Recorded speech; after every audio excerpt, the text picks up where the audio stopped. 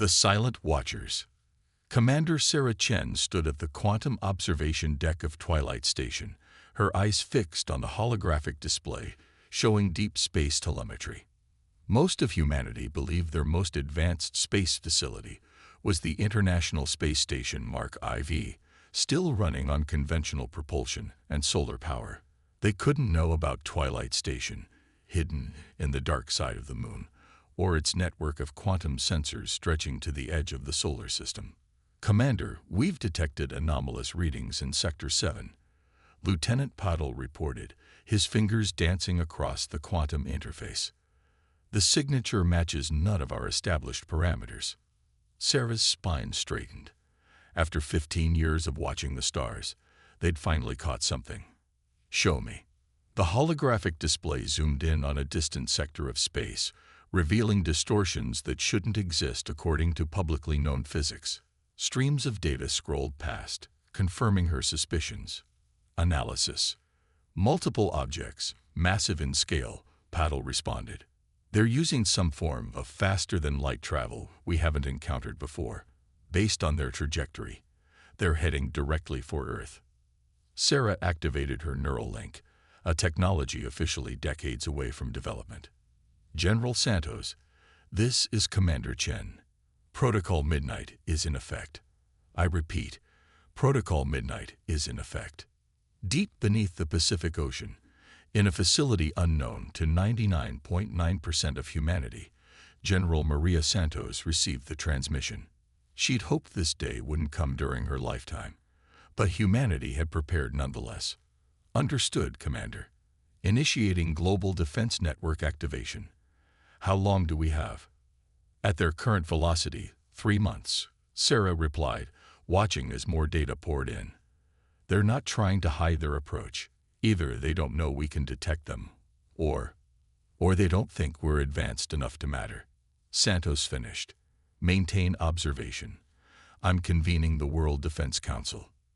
Within hours, hidden quantum communication networks carried the news to secret facilities around the globe. In underground bases, orbital stations, and submarine facilities, humanity's true military might begin stirring to life. Dr. Marcus Rivera, head of the Quantum Defense Initiative, received the alert while supervising the final tests of the planetary shield matrix. His team had spent decades perfecting technology that, according to public knowledge, shouldn't be possible for centuries. Begin final diagnostics, he ordered, his voice steady despite the gravity of the situation. I want the shield network ready for full deployment within 48 hours. Around the world, similar scenes played out. In the Sahara Desert, massive underground hangars housing humanity's real space fleet powered up. Beneath the Antarctic ice, quantum computers far beyond any publicly known technology processed combat scenarios. On Mars, automated defense platforms shed their camouflage, revealing weapons that could tear apart space itself. Sarah watched the preparation reports flood in, feeling a mix of pride and apprehension. Humanity had hidden its true capabilities for generations, developing in secret while presenting a carefully crafted image of a young, developing civilization to the cosmos. Now that deception might be put to the ultimate test. Commander, Patel called out, his voice tense. We're picking up communications from the approaching fleet. They're broadcasting in over 1,000 different languages. Let me hear it, Sarah ordered. The message played through the quantum audio system.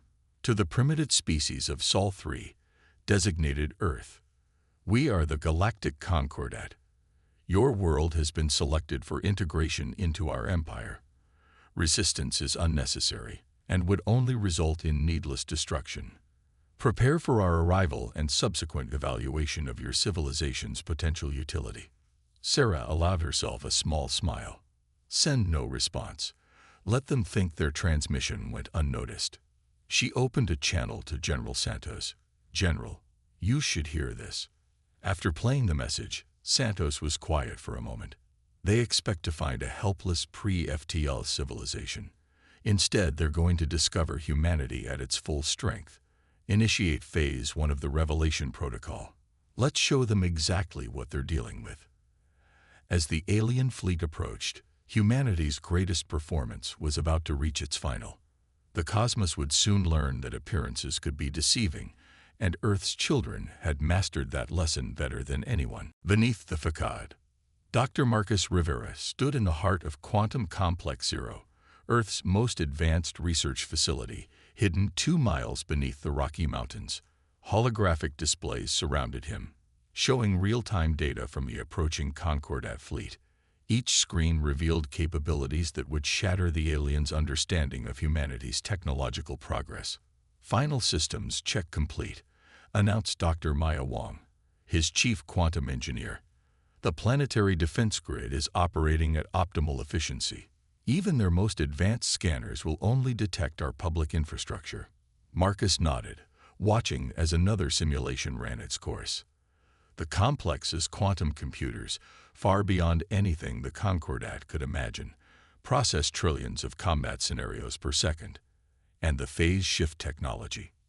"Ready," Maya confirmed, gesturing to a seemingly empty chamber. With a thought through her neural interface, the air shimmered, revealing row upon row of advanced weapon systems. "We can transition our entire defense network from stealth to combat mode in 2.3 seconds. The facility hummed with barely contained power as Marcus reviewed the latest intelligence from Twilight Station. The Concordat fleet had crossed Jupiter's orbit, their sensors prodding Earth's system with increasing intensity. They were about to learn the true meaning of technological superiority. "Dr. Rivera." A quantum-encrypted communication cut through his thoughts. "General Santos requests your presence in the war room." The war room, situated at the heart of the complex, was a marvel of human engineering. As Marcus entered, he found himself surrounded by the world's most secretive military and scientific leaders, all gathered around a massive holographic projection of the solar system. General Santos stood at the center, her presence commanding attention. "Ladies and gentlemen, the Concordat fleet will reach lunar orbit in 72 hours. Dr. Rivera, walk us through humanity's true defensive capabilities." Marcus stepped forward, activating his neural interface. The holographic display shifted, revealing layers of hidden human technology throughout the solar system. "For the past 50 years, we've maintained a facade of primitive space technology, while developing capabilities that exceed even the Concordat's theoretical limits." He highlighted various points across the solar system. "Our quantum shield network can redirect energy weapons through pocket dimensions. The Mars defense platforms house singularity cannons capable of erasing entire fleets from existence. And our stealth technology." He smiled. "Well, they still haven't detected the 12,000 satellites we have in orbit around their own homeworld." Admiral Chen, recently promoted from her commander position, leaned forward. "What about our fleet?" Marcus gestured, and the hologram shifted again, showing vast hidden shipyards throughout the asteroid belt. 3,000 ships of the line, each equipped with technology centuries beyond what the Concordat believes possible. They think they're approaching a civilization that just achieved basic spaceflight. Instead, they're walking into the domain of humanity at its peak. The Quantum Entanglement Network is reporting increased scanning activity. Maya interrupted, her neural interface streaming live data. "They're trying to probe deeper into our system's defenses." General Santos straightened. "Let them look. They'll see exactly what we want them to see. A young species taking its first steps into space. Dr. Rivera, begin power-up sequences for all defense systems, but maintain stealth protocols." Admiral Chen, prepare the fleet for emergency quantum transition. As the meeting concluded, Marcus remained behind, studying the holographic display. Humanity had spent generations preparing for this moment, developing technologies that defied conventional physics while maintaining a careful mask of primitive development. In his private lab, Marcus accessed the quantum mainframe, reviewing the latest simulations. The Concordat's technology, while impressive, relied on brute force approaches to faster-than-light travel and energy manipulation. Humanity had taken a different path, embracing quantum mechanics on a scale that made traditional physics obsolete. Dr. Rivera, Maya's voice carried a note of excitement. The prototype is ready. In a secured chamber, Marcus stood before humanity's greatest achievement, the quantum core, a device that could rewrite the laws of physics within a localized space. The Concordat wouldn't just be surprised by humanity's level of advancement. They would be forced to reconceptualize their entire understanding of what was possible. Begin final initialization sequence, he ordered. When the Concordat arrives, they'll learn that humanity hasn't been struggling to catch up to galactic civilization. We've been waiting to show them what true advancement looks like. As the quantum core hummed to life, its energy signature carefully masked by layers of stealth technology, Marcus couldn't help but smile. The greatest deception in human history was about to end, and the galaxy would never be the same. The deception falls. Ambassador Diana Walsh stood before the United Nations General Assembly, though today's meeting was anything but ordinary.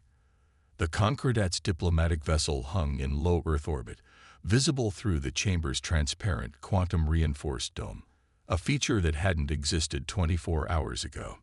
They're beginning their descent. Admiral Chen's voice whispered through Diana's neural link. Maintaining our primitive technology facade until your signal. Diana straightened her ceremonial robes, specially designed to conceal more advanced technology than most civilizations possessed in their entire arsenal. The assembled world leaders, each aware of humanity's true capabilities, maintained perfect composure as the Concordat delegation entered the chamber. High Ambassador Excelthor led the alien delegation, his crystalline form casting prismatic light across the chamber. His translator device hummed as he approached the podium, no doubt scanning what he believed to be primitive Earth technology. People of Earth, Zelthor began, his translated voice echoing through the chamber. The Galactic Concordat welcomes you to a new era of civilization. Your species has shown remarkable progress, achieving basic spaceflight despite your technological limitations. Under our guidance. Thank you, High Ambassador, Diana interrupted smoothly, speaking perfect Concordat standard without any translation device. The alien delegation froze, their secondary sensory organs flickering in confusion. But I believe there's been a misunderstanding about Earth's position in galactic affairs. She activated her neural interface, and the chamber transformed. The seemingly primitive UN building revealed its true nature as one of Earth's most advanced command centers. Holographic displays materialized, showing the positions of every Concordat ship, installation, and spy satellite throughout human space, including those they thought were completely hidden. How? Zelthor's translator struggled to convey his shock. This technology is far beyond what you expected. Diana smiled diplomatically. High Ambassador, the Concordat has operated under a fundamental misconception. You believed you were observing a developing civilization, carefully monitoring our progress toward the stars. The truth is, we've been monitoring you. With another neural command, she revealed more. Quantum networks spanning the galaxy, stealth ships shadowing Concordat fleets, and surveillance systems that had documented every Concordat Council meeting for the past 30 years. Impossible. One of Zelthor's advisors burst out. Your species still uses chemical rockets. We've seen your primitive satellites. Ah, yes, our public space program. Diana gestured, and a new hologram appeared, showing the vast network of advanced human technology hidden throughout the solar system. A carefully maintained facade. While you watched our chemical rockets, our quantum ships were mapping the galaxy. While you monitored our radio signals, our quantum entanglement network was intercepting your most secure communications. The chamber filled with more displays, each revealing another layer of human advancement. Antimatter production facilities inside Mercury's core, dimensional research stations in Venus's atmosphere, and shipyards scattered throughout the Kuiper Belt. This is a violation of all Concordat protocols. Zelthor's diplomatic composure finally cracked. You were required to develop naturally, under our supervision. Required. Diana's voice carried polite amusement. High Ambassador, humanity has never been bound by Concordat protocols. We detected your first probes entering our system over 50 years ago. We chose then to develop on our own terms, hidden from external influence or interference." She stepped closer to the alien delegation, her voice firm but diplomatic. "Earth isn't seeking admission to the Concordat, High Ambassador. We're announcing our presence as an equal power, one that has already surpassed many of your civilization's theoretical limitations." Through her neural link, Diana received confirmation that human fleets across the galaxy were shedding their stealth fields, revealing their true presence to stunned Concordat observers. Quantum shields around Earth flickered into visibility, displaying defense systems that made the Concordat's most advanced weapons look primitive by comparison. "The question now," Diana continued, "is how the Concordat wishes to proceed. We're prepared to establish diplomatic relations as equals, sharing advancements that could benefit both our civilizations. Or," she let the alternative hang unspoken in the air. Zelthor's crystalline form shifted colors rapidly, a sign of intense internal debate. Around Earth, hundreds of hidden defense platforms remained locked on the Concordat fleet, ready to demonstrate humanity's military capabilities if diplomacy failed. Perhaps, the High Ambassador finally spoke, his translator struggling to maintain composure. "We should begin our discussions again, with a more accurate understanding of our relative positions." Diana smiled warmly. "A wise decision, High Ambassador. After all, humanity has spent generations preparing for this moment. Shall we begin?" As the diplomatic proceedings commenced in earnest, Diana couldn't help but feel pride in humanity's achievement. They had maintained the greatest deception in human history, advancing beyond their would-be overseers while appearing to be nothing more than a young, struggling civilization. Now, as the facade fell away, the galaxy would have to come to terms with humanity's true power. Titans unleashed. Fleet Admiral James Rodriguez watched from the bridge of the EFSS Prometheus as the Drachnid Armada emerged from hyperspace. The alien fleet, representing the militant faction of the Concordat that refused to accept humanity's revelation, had brought nearly 2,000 warships, the largest fleet assembled in the last century. "They're broadcasting their demands, Admiral," reported Captain Sarah Foster, her neural interface streaming tactical data directly to her consciousness. "Immediate human surrender and submission to Concordat authority, or he'll reduce Earth to atoms." James allowed himself a small smile. How kind of them to gather all their forces in one place. Status of the quantum web. "Fully operational, sir. Dr. Rivera's teams have the entire sector contained within the quantum bubble. They won't be running anywhere." The Drachnid fleet arranged itself in an attack formation, their energy weapons charging. Their sensors would be showing them exactly what humanity wanted them to see. Earth protected only by its primitive, defensive systems and a small fleet of apparent chemical dry ships. "Send our response," James ordered. "Keep it simple." Through the quantum communications network, a single message reached the Drachnid command ship. "Look up." Above the alien fleet, space itself seemed to tear open.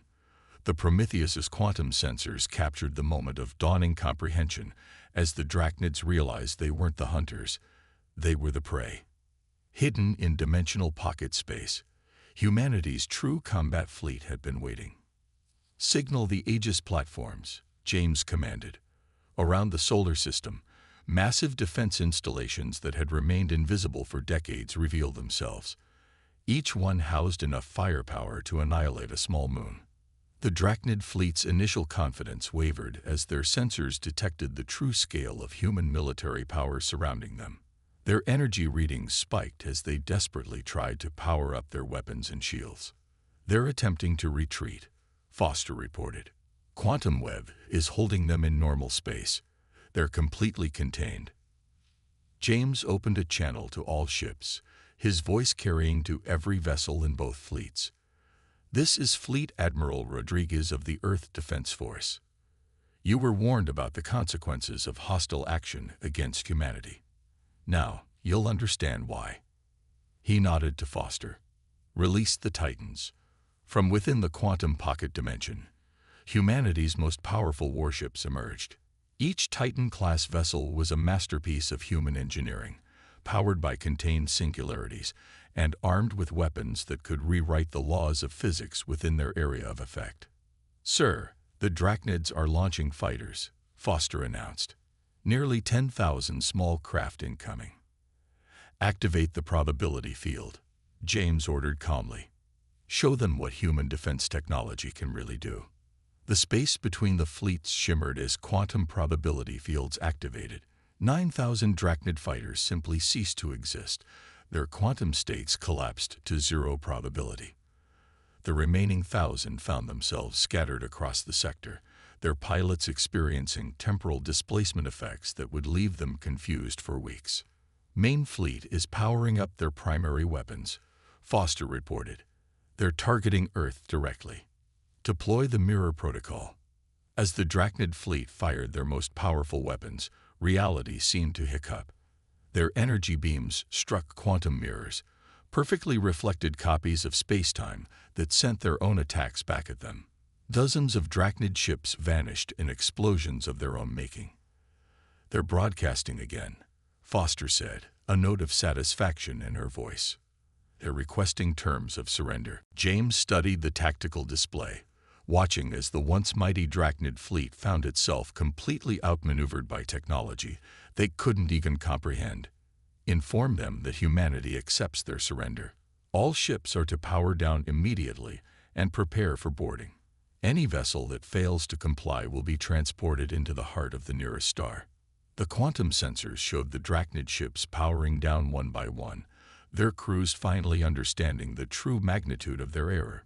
Humanity hadn't just surpassed them technologically, they had redefined what was possible. "Send word to Earth Command," James ordered. "The Drachnid threat has been neutralized. Minimal casualties on either side." He paused, considering. Add a personal note. Perhaps now the remaining Concordat factions will understand that humanity's peaceful overtures weren't made out of weakness, but choice.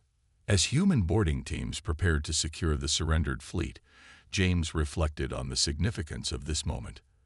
The galaxy had just witnessed a fraction of humanity's true military capability, and the message was clear. Earth's children were not to be underestimated. "Begin recovery operations," he commanded, "and maintain the quantum bubble. I want every piece of Drachnid technology documented and analyzed. We may have surpassed them, but there's always something new to learn." The battle, if it could even be called that, had lasted less than 15 minutes. In that time, humanity had demonstrated military superiority, so absolute that it would reshape galactic politics for centuries to come. The age of hiding was over. The era of human ascendancy had begun. A new dawn. 1 year after the Drachnid incident, the Grand Council chamber of the newly formed Galactic Alliance hummed with activity. The massive structure, built in Earth orbit using human quantum engineering, served as a symbol of the new era in interstellar relations.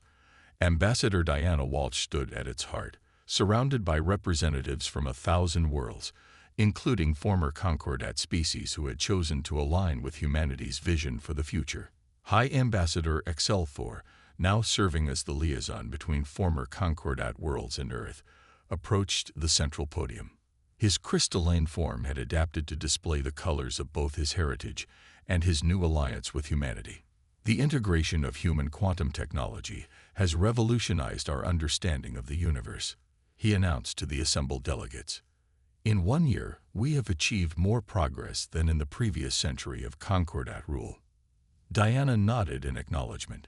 The decision to share certain aspects of human technology had been controversial, but it had proven to be the cornerstone of lasting peace. On display screens throughout the chamber, reports showed the transformation. Worlds once ravaged by resource depletion, now powered by human quantum reactors. Species on the brink of extinction flourishing on planets made habitable by Earth's terraforming technology. Dr. Marcus Rivera, speaking from his new position as head of the Joint Species Scientific Initiative, appeared on the main display. "The collaborative research projects have exceeded all expectations," he reported. The synthesis of human quantum mechanics with Ardanian phase technology has opened possibilities we hadn't even theorized.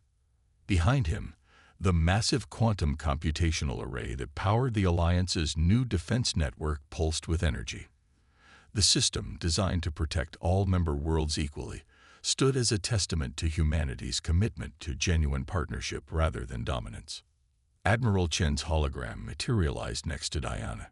"The joint fleet exercises are proceeding as planned," she reported.